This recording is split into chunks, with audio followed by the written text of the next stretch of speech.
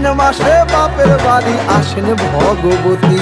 আশ্বিন মাসে বাপের বাড়ি আসেন ভগবতী। বলো গৌরী এলো দেখে জানো, গৌরী এলো দেখে জানো, গৌরী এলো দেখে জানো, গৌরী এলো দেখে জানো। ভবের ভবানী আমার ভবন করিল আলো। গৌরী এলো দেখে জানো, গৌরী এলো দেখে জানো।